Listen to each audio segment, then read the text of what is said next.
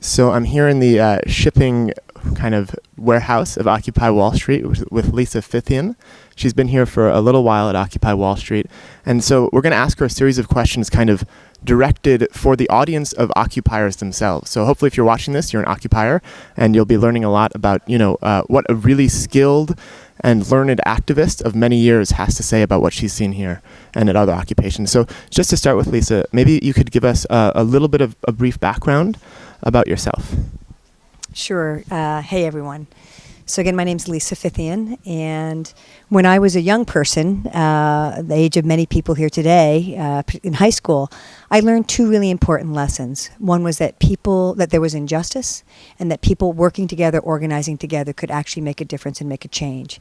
And I've been spending my life doing that, and I've worked with many different movements, many different communities since '75, with a focus primarily on mass nonviolent direct action. And it's really exciting in this moment because so many communities that I've had the honor of working with everyone's rising up. So it's a great, great moment. I'm very excited. Yeah, I feel the same way. I'm very excited. But also, really quickly, how many occupations have you been to? Can you just say that? Sure. I have been to Chicago, Los Angeles, D.C., Austin, and I was here in New York on the 17th. I did big trainings the night before, San Francisco as well. So, yeah. Okay, so she's been around the block, it's really amazing.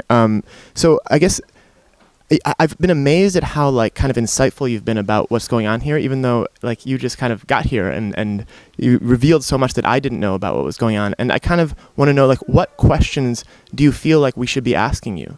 What questions do you feel or what do you want to tell us? What do you want to tell us occupiers? What advice do you have just off the bat? Well, that's actually kind of a tricky setup because, every generation starts where they are and evolves and creates. And I have as much to learn from what people are doing now as I think maybe I have to offer. And so I also believe there are no shoulds. It's what can we ask ourselves, right? What can we ask ourselves about this moment? And I think often in any organizing, there's some basic questions like, what are we actually trying to achieve? Right? What are our goals? What is our vision for an alternative world? I mean, we know that we're here to occupy Wall Street. We know that there's an economic collapse. We know that the system is not working and hasn't been working. And we know that people organizing together have a lot of potential power. So the question is, how are we using the power that we're building, the relationships that we're building to actually create fundamental social change? So we need to know what we're trying to achieve in order to measure whether we can be successful or not. So I think that's one of the big questions to ask ourselves. Beyond occupying, what are we actually trying to achieve here? So a lot of media outlets have been critical of us because we haven't created a list of demands. And I don't think that's what you're asking for.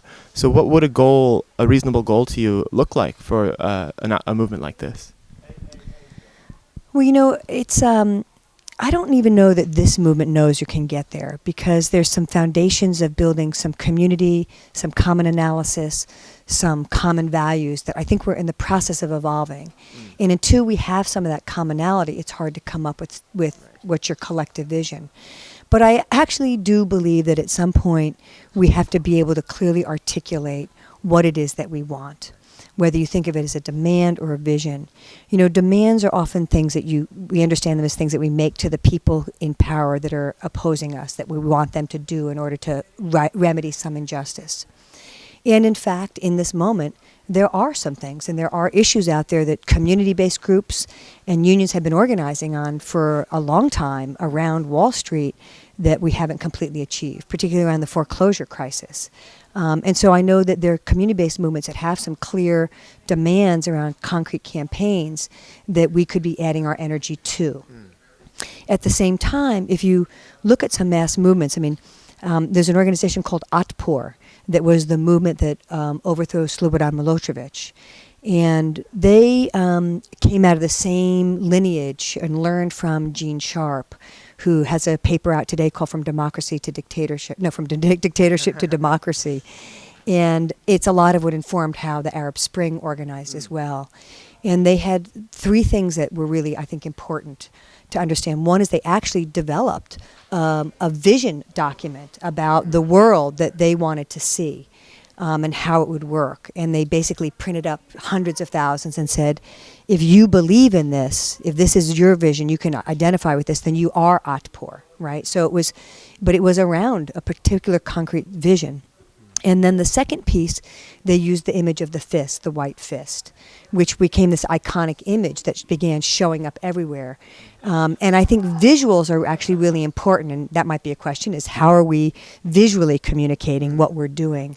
A good friend, David Solnit, when he was quickly in town, I asked him to offer some of what he knew around, because he does a lot of art and culture and puppets and visuals. And he says, if you dominate the space visually, then you dominate the space. And there's our visuals that can also communicate a lot. So again, back to Atpur, they had the image of the white fist, and it began to show up everywhere. And that's sort of what I call permeating the collective consciousness, right? We're visually putting it out there. So I think that's another piece. And then the third main piece, they had lots of pieces, but their model was recruit, train, and act. So every week they would do an action.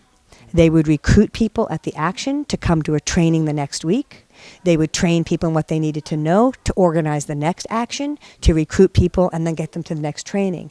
And that was the model to get to scope and scale, because the truth is that we have tens of thousands of people being active occupying around. If you added us all up, you have maybe 100,000 or so that support us, and maybe even more. But how do we get those numbers of 100,000, 500,000, millions actually out and engaged in action? So I think as we are organizing, we have to think, what is it that's going to enable millions of people to step into the streets, which takes organizing. How are we organizing? All that being said and done, I think those are some pieces that, again, we can learn from other movements that were vital for actually success at mass transformation. That's awesome. Thank you for saying that. I think that's really, really helpful. And kind of picking up on the theme of kind of moving towards consensus, like finding common ground from which to start to propose visionary statements or goals. What kind of questions should we be asking each other as occupiers that might start to develop that dialogue? So again, what kind of conversations ought we be having? Which is actually really important, Daniel, because I actually do think that conversations is one of the pieces we need to be much more seriously engaging. And I'm really excited that the New York occupation has just chosen a spokes council as a way to coordinate a lot of the operational work, because I actually think that's going to open up the General Assemblies to have more of the political conversations. And there are huge systemic questions that we need to talk with each other about.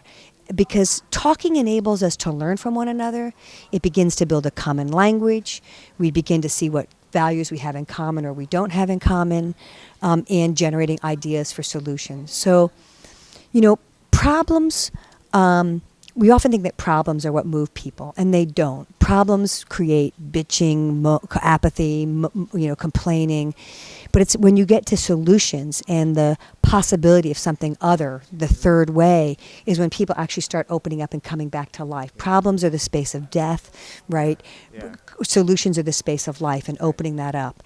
And so, and that's what enables people to move, because there's a sense, even though you may not specifically, there's a sense that there's something that could be other than what it is right now. And that's where you start getting movement. Consensus is a process for making decisions. It's actually, humans use consensus naturally all the time. It's really how we make decisions. But we're living in a culture of power over that uses hierarchies and uses Robert's Rules of Order and voting. Those are all systems where there's winners and losers, people with more, people with less. And that's not the basis of a culture we want to build if we really want to have collective liberation. Consensus, spokes councils, affinity groups, right? Those are the structures and processes that we use to build horizontal power. And it doesn't mean we all have to have the same decision at the end, but we all have to be willing to go forward with what the plan is. Right. And knowing that we also have the ability to step out of that if it's not exactly what you want. So, in this moment, I really think that some of the key questions to have conversations on that can then seed proposals that you would bring to the decision-making processes are things like, how are we going to defend our camp if we're going to be evicted? Do we have a collective vision and strategy? How are we going to survive the winter, right? How do we project beyond the winter so that we know where we're going should we have to dismantle this space? Questions like, how do we live in community when we're coming from a multitude of perspectives and values, when we are all damaged, right? That's something we need to understand. We live in a society that's creating damage to all of us. And those with less power and privilege are more impacted by these systems because they have less access to resources. And so in occupations across the country, we're finding homeless people, people with alcohol and drug abuse problems, people who may have come out of gangs, who have issues around violence. And that's real. And, we have to decide, how are we going to deal with this? And, it's funny, I talked to a man in the park the other night because we're coming into this space with different privilege. And somebody said, we have all these problems over here. And someone said, the truth is we're having a lot of problems with privilege too. That's a whole other side of the coin that's creating as many problems in some ways as those who are, most impacted. So the questions is, how do we choose to work with this in a way that's not mimicking the dominant paradigm?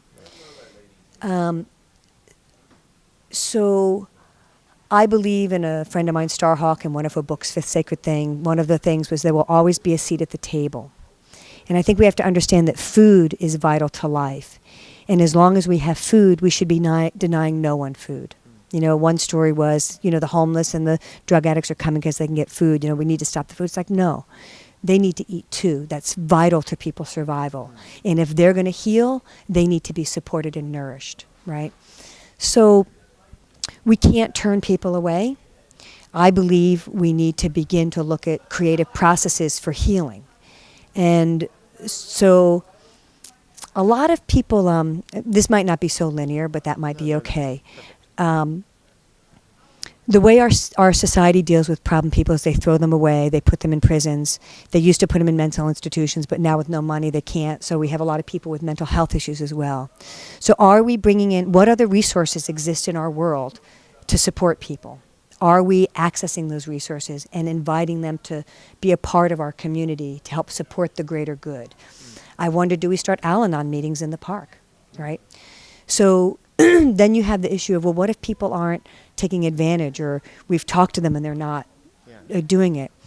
I believe part of where we need to go, there's a whole realm called restorative justice. It's being used primarily by communities to deal with sexual harassment and abuse. And often what it means is bringing together the parties to talk about what sets of behaviors need to be engaged in order for people to move forward, to remedy the problem. And for lack of a better word, the perpetrator is someone that has to be a part of making the solution, because at the end of the process, you almost need to be in contract with one another. And part of that contract is, yes, I'm willing to do X, Y, and Z. And then if you don't, or if I understand I've violated these agreements, I understand I need to remove myself from the community. So it's not about other people imposing their power to remove. Right. It's about engaging people in a process of accountability, agreements that they buy into, and an understanding that if you don't buy into this, you need to remove yourself from this community until you're in a place where you can actually come back in, right? Because ultimately, we need, if we talk about we're the 99%, we're all part of that. We need everybody. So I think those are some of the things that we could begin to ask ourselves. What are the other resources? What are the other processes? What are the other tools that we can bring in to help us deal with some of these critical problems? And the General Assembly might be a great place to just start having the discussions. Yeah, I think that the spokes model will really open the space up for that. I kind of want to push a little bit on the topic of what you were just talking about, like forming these contracts with problematic people with problematic behaviors. That's kind of the way we've been framing it. What about in instances where people are here that aren't here for the community, but are here for like the resources that we can provide for them, and aren't really willing to even enter into any kind of basic contracts? And it wouldn't be willing to enter into a contract which said that they had to leave, just aren't kind of putting in any good faith into the community. it took a long time to get here, and it's going to take a long time to get out. And so there's no easy answers, there's no one answer, and it might require trying a variety of strategies. Along the same lines of the contract, and you have it here at Occupy Wall Street, is there are like the good neighbor policies, right? So there are already some norms that people are trying to build. There's also just agreements again. We don't actually have agreements community-wide in the camp on some of these larger issues, right? We have different working groups that might have them, but do we really own them and do we really embody them? Right. Maybe not. And though folks that have been most impacted, it might take a while to get people to understand that they need to be in a different relationship. I don't believe that denying support and services is a way to do that. You know, any revolutionary movement that has been successful, if you look at it, it's about providing services and support to the impacted communities. And the truth is that they may not be connected to it now, but over the course of time, working, eating in community, if we're engaging them, right, talking, people become entrained in it. and we have to have the faith and hope that they can move and that they do get the support they need. You know, and then we also have to understand that we may not have the skills in this moment to deal with everything coming at us. And again, what are the resources? I mean, people with mental health issues who may not have access to their medication are going to be engaging behaviors that we might not be able to deal with. So again, we have to look at de-escalation strategies, nonviolent strategies of how do we contain or buffer violent behavior from the larger number of people. We can do that with our bodies. It takes time. But I'd loathe to say that we need to go to the mainstream enforcement machine to support us. And that may happen at times, you know, because we don't have these other ways. Yeah. You know, I understood that a man who raped a woman here was ultimately arrested. You know, short of anything else, better that happens than nothing happens. Because at the end of the day, we have to evaluate between respect for community, for individual freedom and authenticity and autonomy, to community safety and health. And when things are breaking down, it's because people are abusing their power one way or another. And so I don't care who you are, if you're abusing your power, it's destructive. And we have to figure out a way to contain that abuse. And then offer people another way. So I know that the nonviolent communications folks here are doing a lot of work that it seems to be breaking ground. Yeah. No, I think this is a really important issue that we're talking about right now. One of the things that I've noticed about the people that are engaged, like on the ground with this issue, like day in, day out, night, really in the nights particularly here, is that they've developed, and this might be because of like exhaustion and not having enough sleep, a sort of crisis mentality, which sort of, I think, well, I'm just curious, like how, and I've actually seen that a lot in this occupation, is that like, you know, we're kind of reacting to these situations, and we're kind of, well, can you just talk about that? Right. I think you're absolutely right. Because so much is happening so fast, we're in a reactive mode. We're barely every day trying to catch up. And in the midst of disaster, which we're in, that sometimes is an appropriate response. But at some point, you have to turn it to proactive. You know, whenever there's a problem, it's like, are you stopping the problem or are you organizing the solutions? And so again, even on these issues of security, like I ask myself, do we have security clearly identified with vests? Do we have security with flashlights? Do we have security stationed in every corner of the park? Are they doing rounds? Are they visible? Are they doing rounds? Right? And I don't know that we're at that level of our security yet.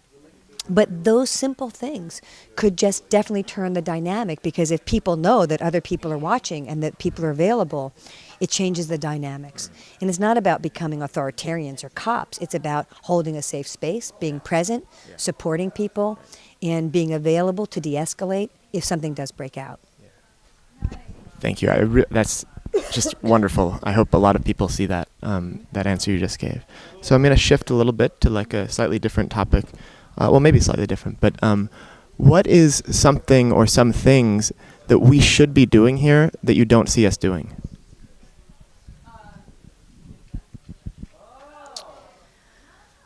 Well, first of all, there may be way more happening than I have any idea about, right? So I know that there's a lot of people doing a lot of things. I think the pieces that I would like to be seen more collectively conscious are around issues of power and privilege, around issues of just consciousness and paying attention. So a lot of it is those community conversations. And all of this is ultimately around culture building, right? But again, you have to have a vision to know what kind of culture you're trying to build. So it's one thing to have values, it's another thing to have actually concrete things. So related to that is a question I had for you for a while. I've heard you speak a couple times about decolonizing the self and the importance of that in a movement like this. Can you talk about what that means to you and like its relevance to a political movement, its relevance to this movement as a whole? Yeah. I'm a student of power. Because I believe power is nothing more than the ability to act. But we're looking for organized actions that builds power so we can actually achieve the world we want. We have to understand and be conscious that we have been raised and socialized in a culture of power over, which means we have grown to give up our power because we're taught that there's somebody outside of us, the teacher, the doctor, the politician, the priest, the minister, who is in the front of the room or in the center telling us how we're supposed to be, how we're supposed to think, right? And it's a kind of an imposition.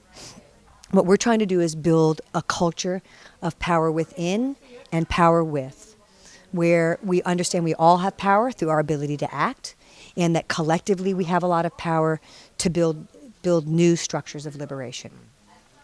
So understanding that all of this, that we're raised in this, that we are consciously or not, indoctrinated with a way of seeing the world and behaving in the world.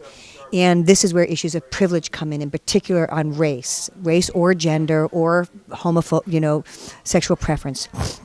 Certain people are endowed or trained that they are superior, they're entitled, right? White men, educated people, rich people are trained to feel like they are superior. And we get this in many subtle ways through our social television, again in the classroom, what we're taught. Whereas impacted communities, whether they're poor, communities of color, homeless communities, whatever it may be, the most impacted, they're taught and reinforced regularly that they're throwaways. They don't count. They'll never succeed. They are inferior. They deserve nothing. And it's very subtle, and we don't even know in many ways that these systems are operating within us. So the dynamics of power, acting in a way that is, and that's one thing I say, is that if you understand power as a choice, every choice we make is either liberating or oppressing. What food do you eat? Where do you shop? Right? And that's a huge amount of responsibility. So those of us with more power, because of this privilege that we have been endowed by a system in order to keep us divided, means we need to use our power and privilege to equalize and to raise all boats. And it takes consciousness. It takes understanding it's about behavior, not people, and that it's life work, meaning that, it's, if I say you're a racist, right, that person is going to shut down. They're not going to hear me. But if I say to them, when you talked about the homeless people being the problem because they've got food, you're packing in there a racist understanding, right? Because most of the homeless people, not all, but many homeless people are people of color. So you're embedding in that orientation a whole history and legacy of racism, and you're perpetuating the divide. As opposed to what I'm trying to say is that that homeless person, that drug addict, is as much a part of this. They have as much a part of, they deserve access, food, support, healing, a home, education as anybody else. Right. So how do those with? Use it to raise all boats. That strategic use of privilege, it's a liberating process. and it requires us becoming mindful and paying attention to ourselves. And the last thing I'll say on this is the dynamics of power are the same, whether they're internally, whether they're in our family, whether they're in our working group, whether they're in our school, whether they're in our government, whether they're in our nation around the world. The dynamics play out the same. And so back to your original question, that we carry them. Let's not be defensive about them. Let's own it. Let's learn how to use it responsibly. And let's use it to the benefit of the greater good. And that's where we begin to actually build the foundation of a new world. That's really beautiful. Thank you. So I guess I heard words like awareness and mindfulness and paying attention. Is there? Do you recommend like a practice or a technique? I mean, what do you think about the importance of like a practice, like a spiritual practice in this sort of line? Because when you say that to me, I think like that's what I do when I meditate. You know, these things become very clear to me, and when I'm acting out of fear, when I'm acting out of, as you say, like oppression, like oppressive things that I've been taught through the culture, I can see that clearly when I'm sitting in silence. So what do you think about that in terms of all that's about what you just said? There's no question developing practices create a pattern of behavior, and so they're valuable to us.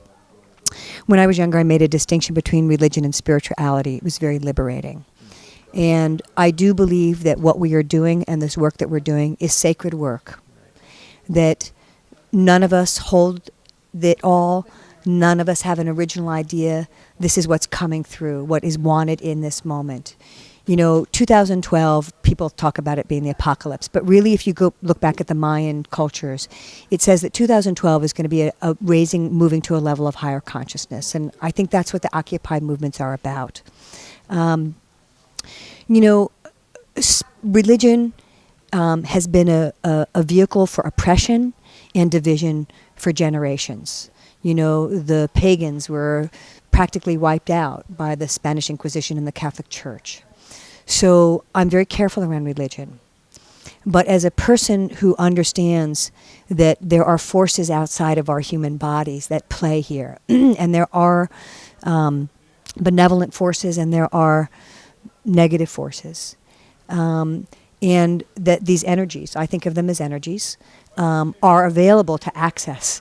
I often say when I train people that we walk in the footsteps of those who came before us. Our ancestors are present. They've laid the groundwork. We can learn from them. And that we are in the moment of laying down the ground for our descendants. They will come after us, and what are we laying for them? It's like the Native American tradition of making a decision, thinking forward 7 generations. How will this decision affect the 7th generation from this moment? And so if we can begin to root our work in an understanding of we're laying the ground now for our future, it will help inform a lot of how we work.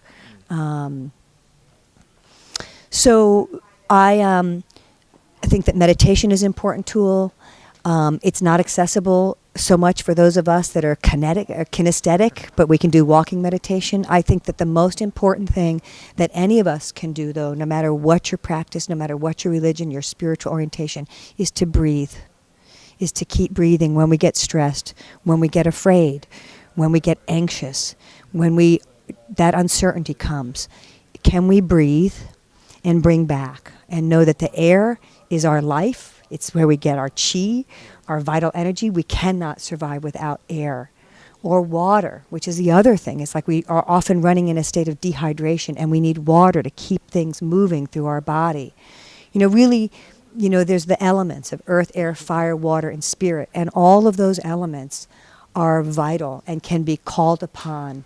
But if we can just learn to breathe, which is the breath is the initiation. It brings us back to ourselves. It's life. It's just so key. So if you can't do anything else, breathe deep, breathe in the energy of the earth, breathe in the hearts of our allies, breathe in the power from the skies, you know, and fill your body with it. And from there, you're going to vibrate out, you know. Yeah, for sure. Yeah, I definitely find the more connected I kind of feel to nature, the more powerful I am at organizing and doing things like that. So on a related note, like how should people, what is a good sign that somebody needs to like check their privilege? Because I hear that term being thrown around a lot here, and I wonder if there's like a mechanism for sort of self-evaluating when that might be arising for you. Well, it's important to understand that privilege is invisible. So those with privilege often don't see it unless they have extended themselves to pay attention, to educate, have an analysis, or to get some training. There's a lot of tools out there called Unpacking the Knapsack of White Privilege, tools for white guys, tools for straight people. There are a lot of tools. A lot of them are on my website called organizingforpower.org under the anti-oppression section, liberation. So those of us either with privilege who see it being manifesting, we can help each other, right? And so if somebody does something that's an abuse of their power, that is oppressive, right? And if we see it, how do we help support that person to understand that what you just did was actually offensive to me? It made me feel hurt or angry. And I'll give you an example that happens in meetings all the time. So in many meetings, men tend to dominate, right? So if I was feeling silenced, I might say, I need to just time out. I've noticed that there have been 10 men on the stack, and we have not heard from any women. That's making me feel really invisible. It's making me feel unheard. It makes me feel like my voice doesn't count or that you don't care about what I think. So I need to feel like I can be heard and that there's a space for me to participate. So I'm going to ask the group right now, would you be willing to have a stack with just women, or to make sure that if men have spoken, they can't get back on the stack? So whatever the solution is. So I'm using the privilege that I have, who can see this stuff, to interrupt what's oppressing us, making it clear how it makes me feel, so it's about me, not about them, being in touch about what I need to change it, and then asking for that, right? Because then that person hasn't been attacked, and they've been given a path to move forward in a way that won't repeat the same mistake. And it just occurs to me that that's actually a very vital form of direct action itself. You know, even if it's not against banks, it's still against the oppressive systems. That's right. So you started to talk about facilitation, and I kind of want to segue a little bit into that now, if you think that's okay. In your mind, can you just give an idea of what is facilitation, and what role does a facilitator have both in a meeting that they're facilitating as well as maybe in the movement as a whole? So if we understand that change happens by people working together, that means people are going to be in groups working together. It means they're going to have to decide things and discuss things, right? And so facilitation is a role that a person would fill whose job it is to make that process easy. And they do that by themselves becoming skilled and understanding the power of the role, understanding that it is a skill set, understanding that there are tools that they can put in their toolbox to use to make it easier, and that they are there to be of service. Not to tell people what to do or how to do it or to dominate the space or to stack it, but to support people in accessing their own power to engage in a democratic process that will facilitate the group accomplishing their goals, right? And I know, I think it's on one of your things, is I often talk that there's sort of an art and a science. And part of the art is understanding how to work with the energy, the dynamics of the group, that fluid, creative space, right, that holds and builds culture. And the science is really about the skills and the tools and the techniques that you bring to bear. Right now, people are primarily using a stack as the only tool for the facilitators, and a temperature check, which I know I'm a little challenged by. And we're starting to use straw polls a little bit more. But there are lots of other tools and mechanisms. And again, I think we're seeing more of them being used, breaking into small groups, how to harvest information, how to brainstorm, how to do go-rounds, how to use spectrums, right? And so those of you that are called to being to service of the movement, to help us build good meeting practices, it's really great to get trained so that you can do a good job. Because if you don't do a good job, you're actually taking away from our growth. You're creating a bad space, where a space that's not functional, and so people may not come back. And you could have a tendency to go to that part of yourself that is the part of power over, that can then become authoritarian or dictatorial. And again, it just begins to set in motion a replication of what we're trying to undo. So you need to be trained, be skilled, and be conscious about that service you want to offer. Thank you. It sounds like we should be offering regular meditation classes to facilitators, maybe. Might be a good idea. So I guess along that same sort of line, what is consensus? Like I know a lot of people come in here and maybe they have preconceived ideas about what consensus is or isn't, but it seems to require a real shift in how you approach decision making. And I wonder if you could talk about, how most of us approach decision making in this culture. Could you talk a little bit about consensus, like what it requires of the individuals who participate in it, and that sort of thing? So consensus is a decision making, it's a way to make decisions. There's informal and formal processes. People have used them differently in different places. The route that I'm familiar with goes back to the Quaker tradition, who were a religious institution that was about building more equal power with. So many movements have chosen consensus because, again, I think I said earlier that voting, which is the predominant form of decision making, well, there's sort of two predominant forms. Somebody upstairs makes a decision and tells us what we're going to do, or we're going to have a democratic process and we're going to vote and winner take all. Neither of those two models is an empowerment model. It might empower those that win, but they've just won by taking power over, which is not a victory. So consensus is a process that enables people to have their voice heard primarily on what does not work for them in the proposal. So a formal consensus process, once you created a proposal, is to ask for clarifying questions, which is about, do we actually understand what's being presented? Right, level the playing field. Do we understand? Then you would move to concerns. And the concerns is a critical part because this is where we're mining for what's problematic for people, what's going to prevent it from going forward. So you want to gather all of that and then move to discussion and or amendments to can we remedy those concerns. Once you have addressed all the concerns, you would restate the proposal and then go through testing for consensus. And the process that I use is the first thing you ask for, are there any other outstanding reservations, right? Because we now have a modified proposal. Any other outstanding reservations, just to get them out? Are there any stand-asides? And this is a key piece that maybe the occupiers should ask themselves, why are we not using stand-asides? Because stand-asides is the place where somebody gets to say, I don't really like this proposal. It doesn't float my boat. You can't count on me to implement it. But I'm going to let it go forward because I just not that attached to it. I don't think it's wrong or bad. It's just not my thing. And then we can move forward. After you find out how many stand-asides there are, then you would ask for blocks. Now, right now, blocks have been talked about as I'll leave the movement if I don't get my way, or I have a moral or ethical concern. That's not really what a block is about. And quite frankly, sometimes people maybe should walk away from the movement, right? If they're so counter to what we're doing, it might be better that they walk away than continue to stay in and blow things up, which is what's happening. And then we have to discern, is it agent provocateurs or is it people with such different politics that it's another way to destabilize our movement? Or do they just really fundamentally have a different worldview?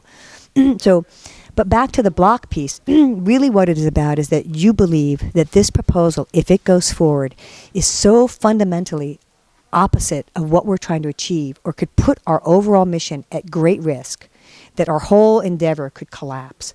That's a block, right? It's that strong because you are using your power as an individual to stop the entire group from moving forward. And that's really a lot of power. And you should only use it if you believe that this thing fundamentally will tear our whole thing down. And if it's not really that level of it, you should stand aside, right? And then if there are no blocks, then you have consensus. So again, just let me tie this back to power and privilege, because those of us with privilege, it's real easy to step in and say what we want because we're used to that. It's easy. We're not attacked. We've got the space, right? So, and we often, if we want to move something, it's easy to move. But the people who are opposed or have a different view, right, who might have less power, it's not so easy for them to step in. So the consensus process is not about opening up the space for support and rah-rah. It's about opening the space for opposition, right? And to really hold that so that people can really bring forward what's not going to work. And then when you test, if you go through that process, again, you're opening up for the what's not here or why we need to stop it. And then if there's no blocks, then yay, we got it, right? And then it's a much more victorious thing because we know we've now gone through the process. When you like put a proposal and say, do we have consensus? You've really not given the whole group the benefit of really owning it, you know, and taking personal responsibility for your relationship to it. Yeah.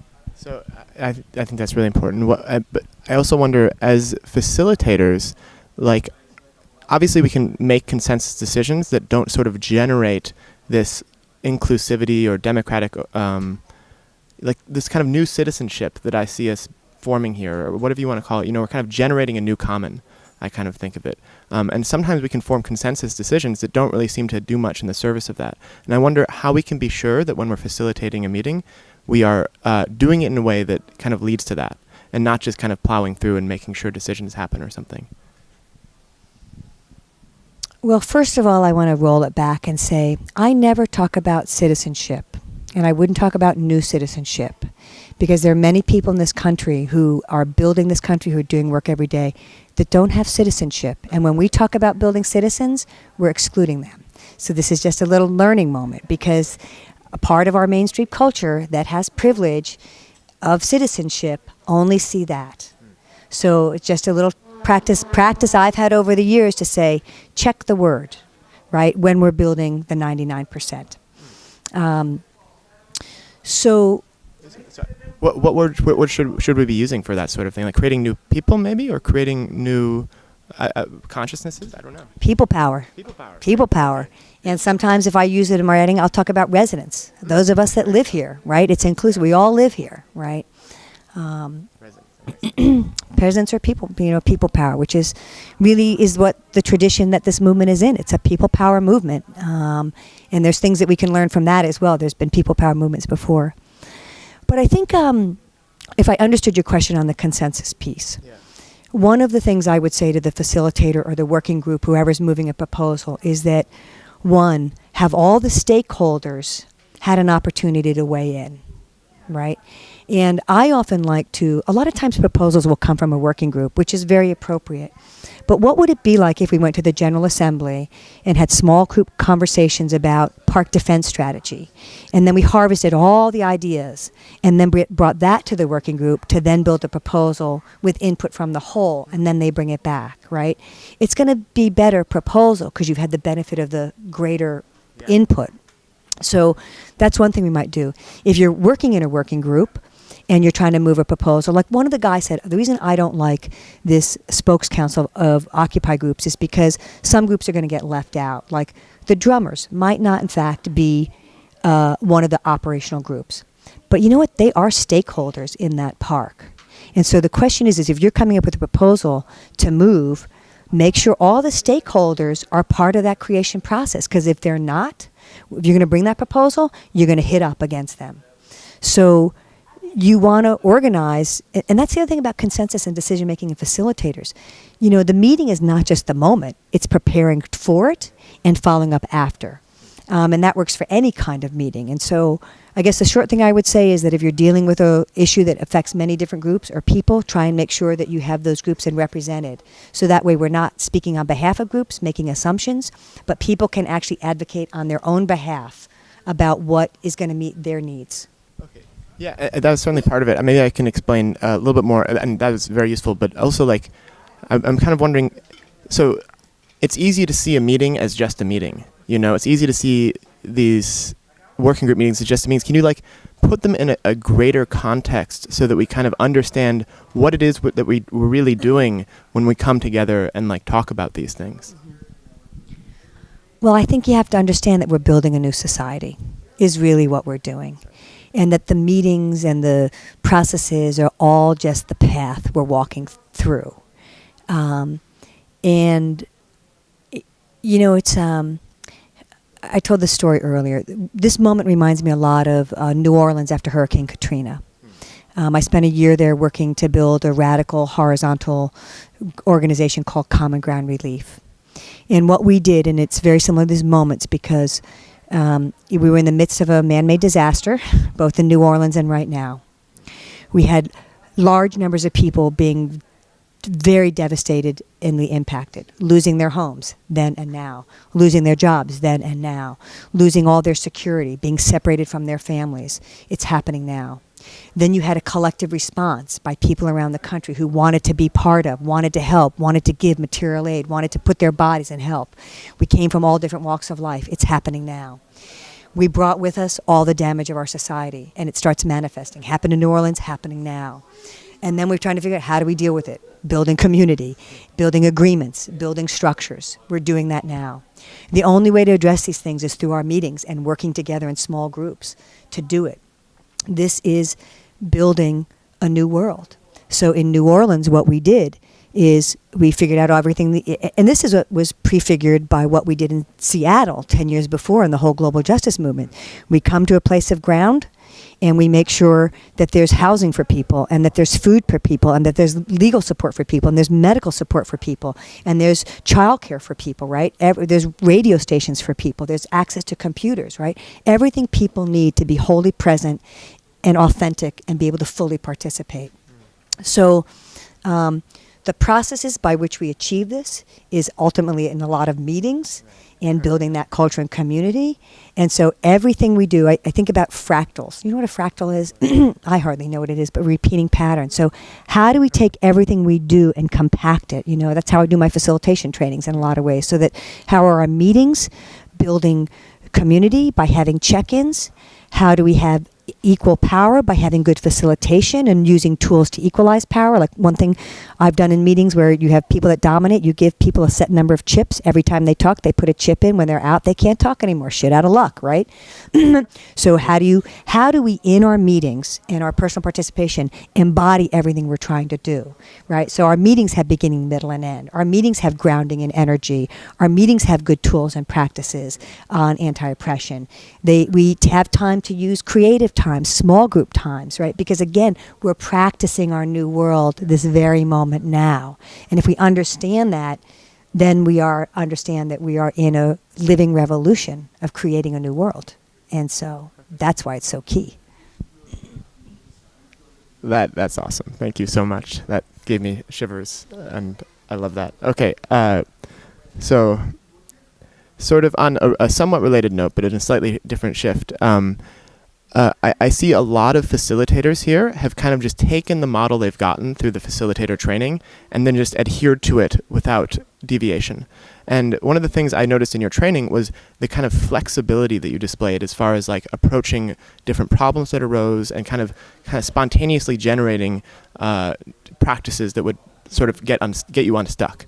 And I kind of wonder, how much flexibility do facilitators have as individuals to kind of play with the model of consensus that we're using, and what needs to be held, pure, and like what's the basis, and what's can be shifted around, sort of. When people are new and beginners, they're more mechanical. Once you have experience, you can have more flexibility because you just have more tools and comfort. I think that facilitators have to have the leeway to be creative in how they work with a group, which is why I urge them not all the time to just use stack. And it depends on the size of the meeting. Different meetings allow you to do different things. And it's when you do things in meetings. Once you've entered into sort of the formal decision-making process, it's very important to lay out what you're going to do at the beginning and then to try and stick through it. So, for example, on the Spokes Council the other night, the facilitators did a little different process, right? They had people, proposal presented, they had people in small groups, and then they were bringing the stuff back to address them instead of from the floor. There were some challenges in that. One, the small groups needed to harvest both questions and concerns, but it was set up with questions.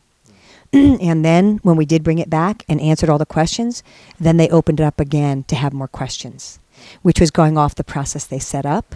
And then it began to get challenged because why did these people get to ask questions when everybody else went through this process? And then it's taking it back off to a whole different realm and extending the time. And then we got into process problems because people were like, we have a process and you didn't do it, right? Yeah.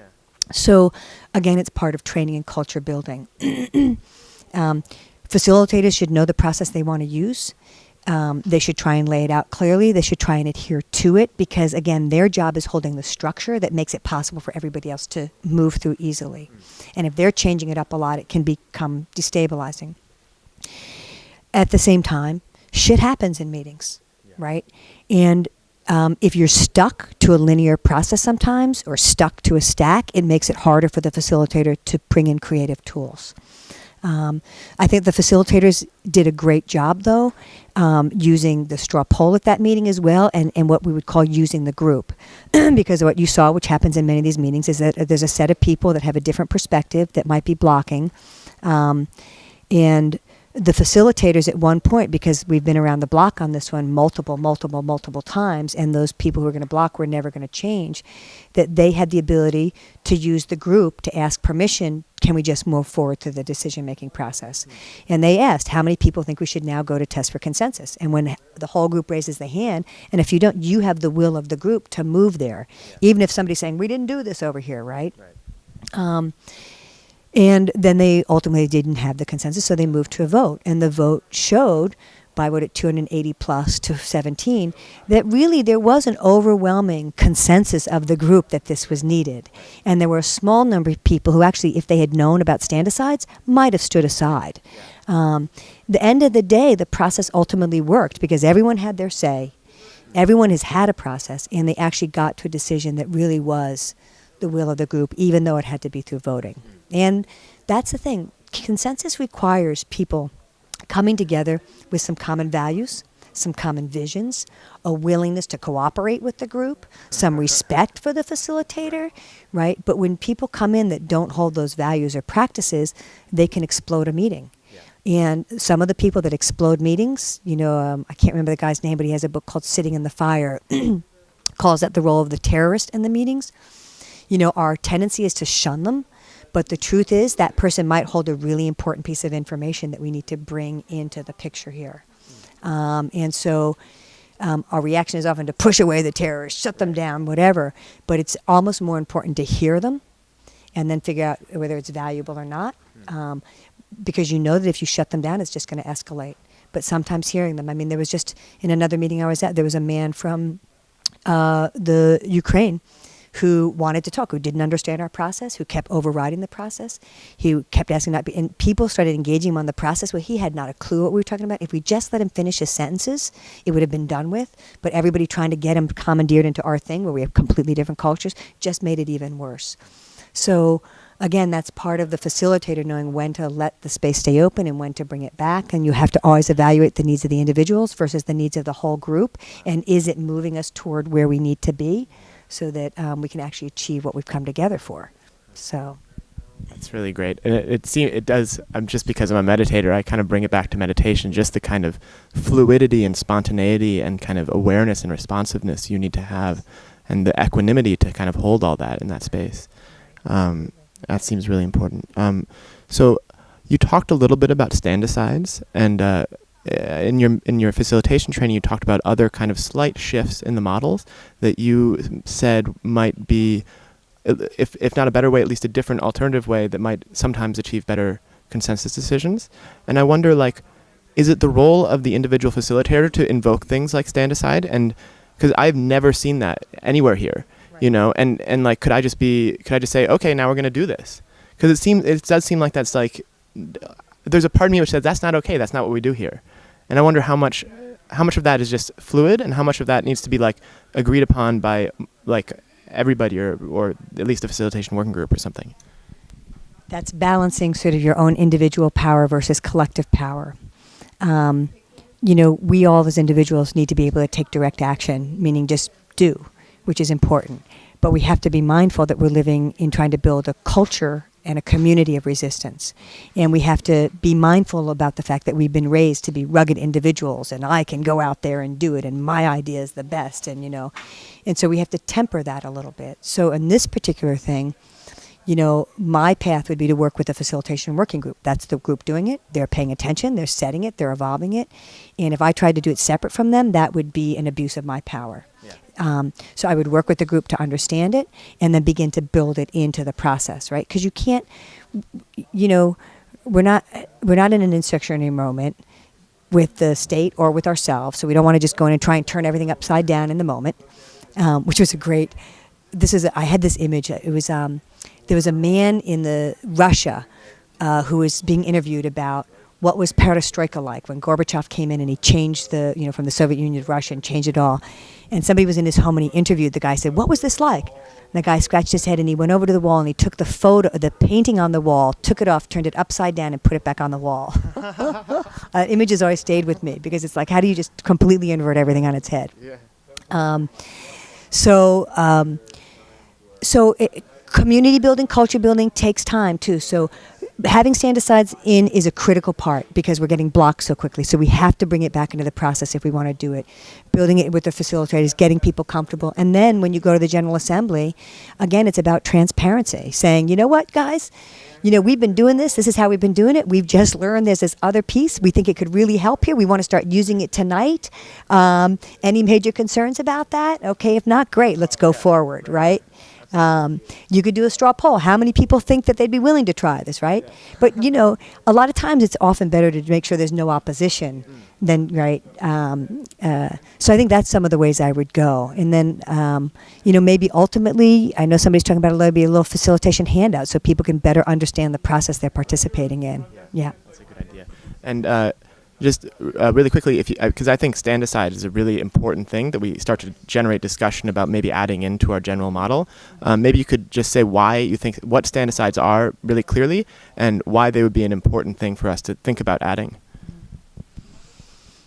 Part of it is that we are a diverse group right now. Many people, we don't know each other. We're just learning each other. We don't know our different politics. And therefore, we're going to have different goals and different strategies, at least until we come to something that we all agree on. And so recognizing that we're going to have major differences and that not every proposal is going to speak to everybody's needs. If the only choices you have is to support it or to block it, and if you don't like it, it leaves you the block, so we're getting all kinds of blocks that are not what I would consider legitimate blocks, which is actually thwarting hundreds, if not thousands of people from moving forward. And that, in my mind, is an abuse of power. And it may not be intentional, but it is. And so the stand aside creates a third option or third way as well, which says, I don't like it, but I don't think it's going to destroy our movement. So let me stand aside. Let me step out of the way. And I want to make it known that I'm standing aside. And then the important thing for the facilitator and the proposal presenter, that if you're in a room of 50 people and 40 stand aside, even if you have no blocks, you don't have a good decision there, right? Or 30 or whatever the threshold you think. If you clearly have a lot of people stepping out of the process, as a facilitator, I might say to the presenter at that point, clearly people aren't here yet, right? You might get this decision, but you might be wiser to take a step back right now, evaluate why this is, see if you can address any more of that, and then bring it back, right? Because you're not looking for unity. We don't all have to do the same thing. That would be boring. It's contrary to nature. Nature is diverse, right? But how do we create frameworks for action activity that we know how to connect to and feel like, yes, I'm a part of this? And how do we have a variety of choices so that I can connect and disconnect where I want? That's real direct democracy, I get to decide. And so that's another important step that people have to decide how to be in relation. Great, thank you so much. So to kind of end with, I want to ask a few kind of questions I didn't get to fit in earlier. The first one is kind of, what do you think can instead of should be next for this occupation, as well as perhaps the national or global occupations? Well, we obviously have to get through winter. We obviously have to learn how to defend the spaces that we're holding, and how to do it effectively. That's winning hearts and minds, and exposing the violence of the state.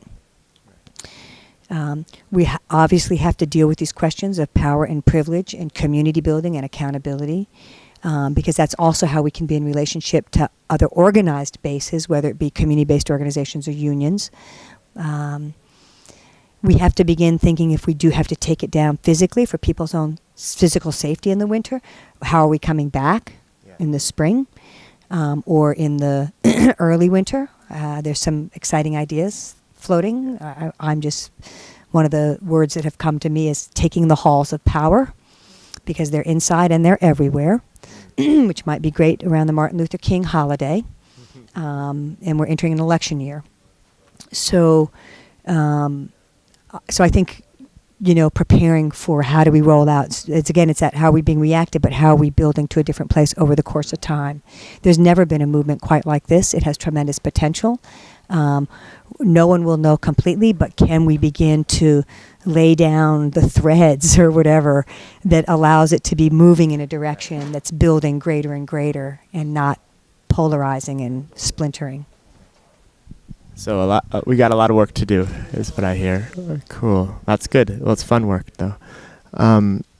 Okay, so the next question is, how kind of self-aware should we be of the media? So I hear sometimes people, especially when talking about securing the camp, like saying things like, well, if we do this, the media response will be negative. Like there's a possibility the media will judge us harshly because of our actions. And I wonder, like, should we care about that, or should we just act that? Well, whatever. Yeah, you understand the question, I think. I never rely on corporate media to tell our story. That's why I organize with visuals, with clear messaging, where we tell our own story. That's why I rely on wheat paste posters, bridge banners, lots of art that get our story out. Corporate media has the ability to take our messages and amplify them way more than most of our tools do, although we're catching up with our live streams and Facebooks and Twitters, which is a parallel form of media. Yeah. I think it's important to not frame it so much on what the media will tell the story or not, but how does this fit in the moment of where we are overall? And if you understand that that we're in the infancy, right? We're babies. Right. We're growing, right? We want to get bigger, right? So you could take that same image, right, with people, and we want it more to come in. So then the question is, what enables more people to come in? Having good organizing, clear plans, but having our shit well organized so that people are coming in and getting what they need and not walking into a disaster, right? Or bad meetings or bad actions or getting arrested when they don't plan it, because that makes them step away. Yeah. So, what did you ask me again? What am I talking about?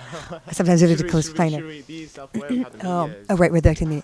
So I think it's important that to understand that the tool of the corporate media can work for us or against us.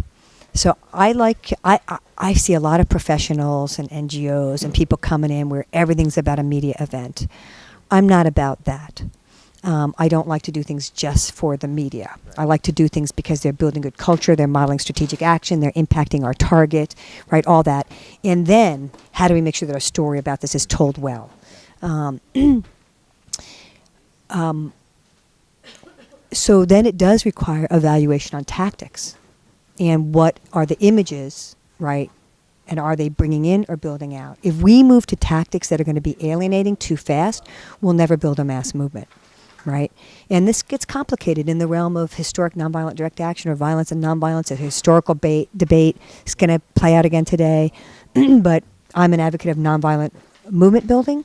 It is not passive. It can shut things down. It can be extremely powerful. And it can be inclusive and effective. So I'm interested in building it and trying to trying to get those images out through the media. You know, some people say at the end of the day, good media, bad media, any media is better than nothing. But I've watched over the last decade after Seattle how the footage of Seattle has been used again and again to instill fear in communities, in governments, in business. And I think that we lost a lot of a generation of young people coming into the global justice movement because they were afraid and they didn't know what would happen at actions. And you had the media indoctrinating people and criminalizing us. And, you know, if you look at building power, the state has a series of things that they do to smash us, and criminalizing us is one of them. So if we're engaging in activity, particularly early on, that's going to help them tell the story that enables them to criminalize us, I might choose different tactics. So it's about strategy, not about moralistic or judgment, but understanding where we are, what's going to build us, not what's going to splinter us. Great. So it seems like the kind of paradigm is more pragmatism than, any kind of ideology in that sense. Like what works, or... That's where I come from. Oh, sorry. I didn't give you the No, just that's all. That's my orientation. Cool. Nice. No, yeah, of course, that's all we can speak about. Okay, what's the other question was, what are we doing, like, what do we have that other movements in the past didn't, and what are we doing, like, really, really well? Why is this so special? I mean, everybody feels it. Like, why do you think this is happening now and so, like, alive and real and kind of emergent?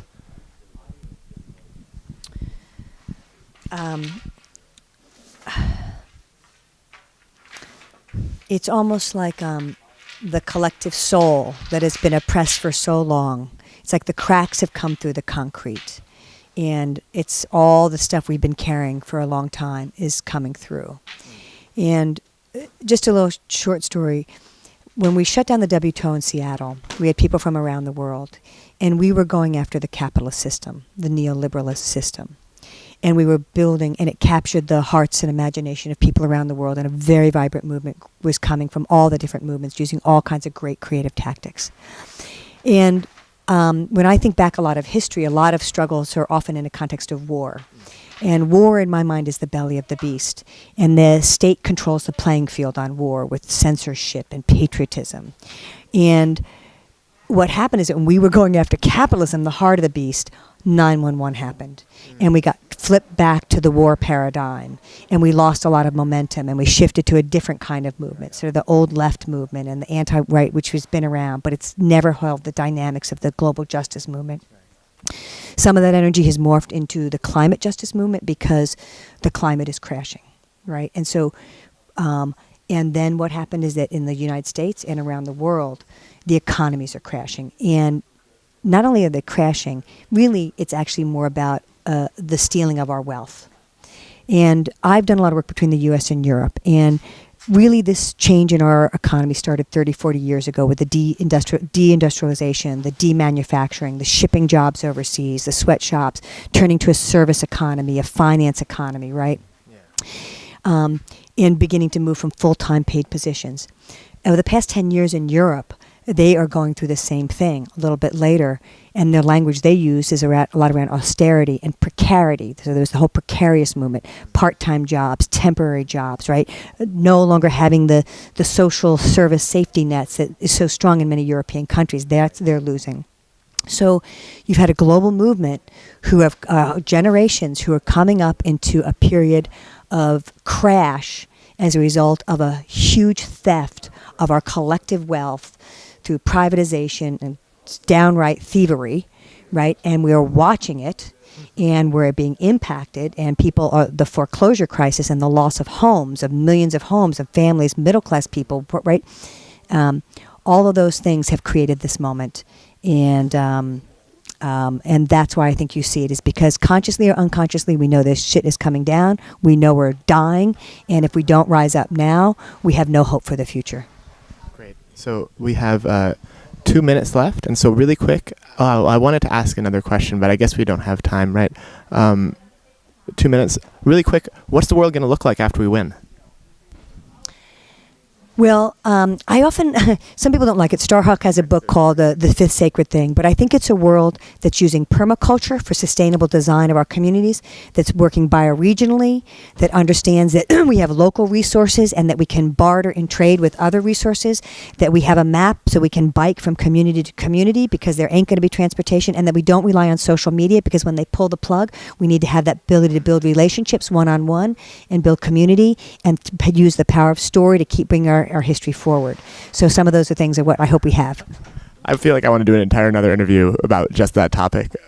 So that was amazing. Like I thought that was incredible. Thank you so much for being here and doing this and giving what you've given to us. And I hope a lot of people get a chance to see this interview. So. And thank you all for what you're giving to me too. This is an incredible moment. I have such awe and awe for what everyone is doing. So yeah, let's go team.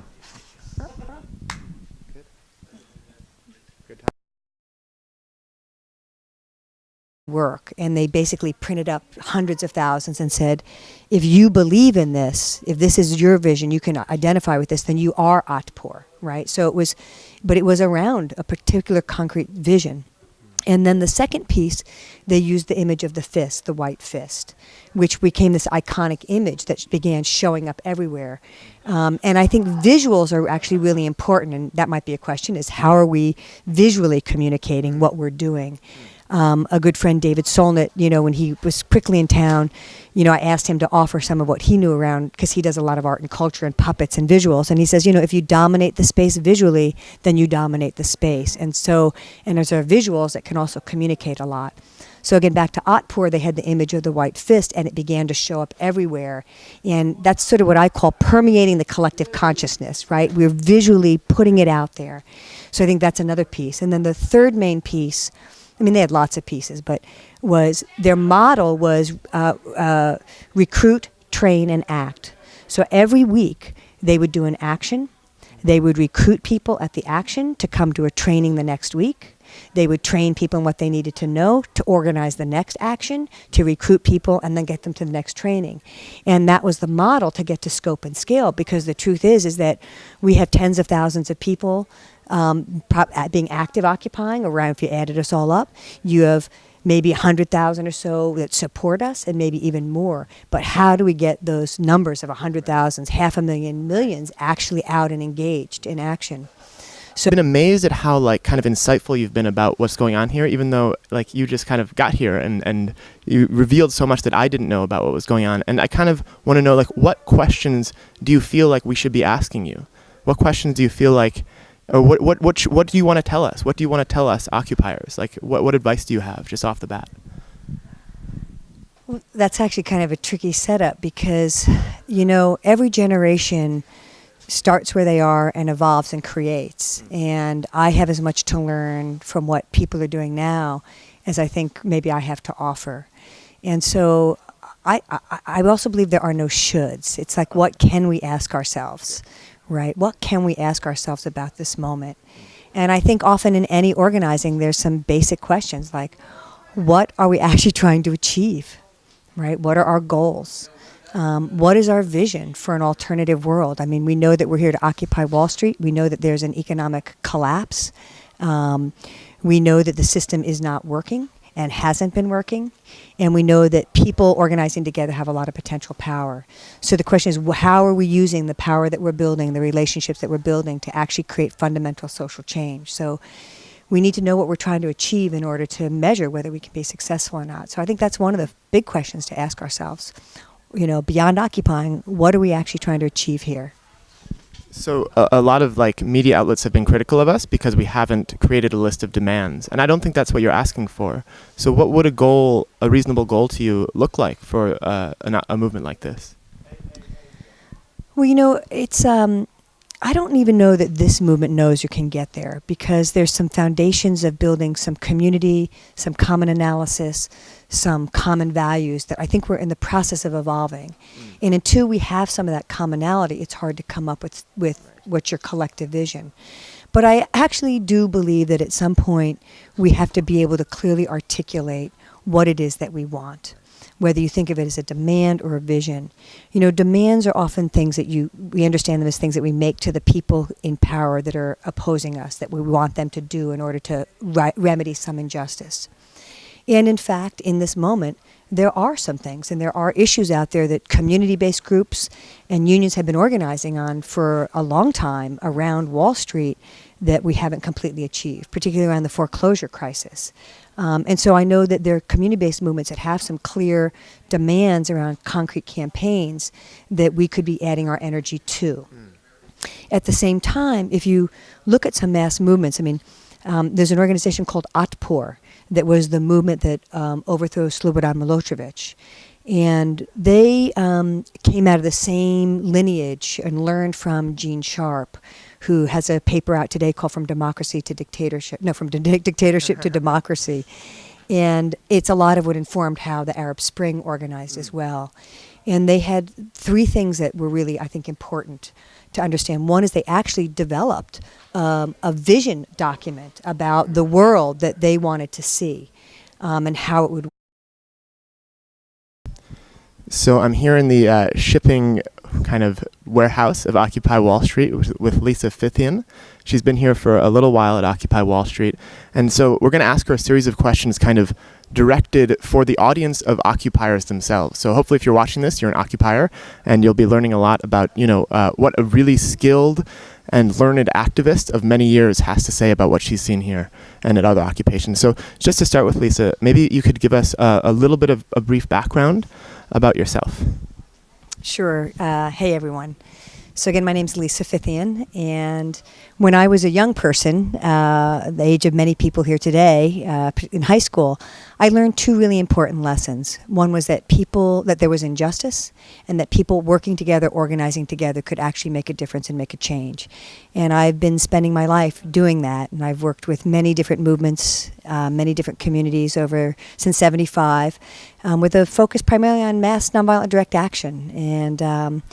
And it's really exciting in this moment because so many communities that I've had the honor of working with everyone's rising up. So it's a great, great moment. I'm very excited.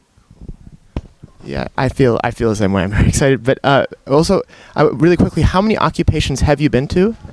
Can you just say that? Sure. I have been to Chicago, Los Angeles, D.C., Austin, and I was here in New York on the 17th. I did big trainings the night before, San Francisco as well. So yeah. Okay, so she's been around the block. It's really amazing. So I guess I think as we are organizing, we have to think what is it that's going to enable millions of people to step into the streets, which takes organizing. How are we organizing? Yeah. All that being said and done, I think those are some pieces that, again, we can learn from other movements that were vital for actually success at mass transformation. That's awesome. Thank you for saying that. I think that's really, really helpful. And kind of picking up on the theme of kind of moving towards consensus, like finding common ground from which to start to propose visionary statements or goals. What kind of questions should we be asking each other as occupiers that might start to develop that dialogue? So again, what kind of conversations ought we be having? Which is actually really important, Daniel, because I actually do think that conversations is one of the pieces we need to be much more seriously engaging. And I'm really excited that the New York occupation has just chosen a spokes council as a way to coordinate a lot of the operational work, because I actually think that's going to open up the General Assemblies to have more of the political conversations.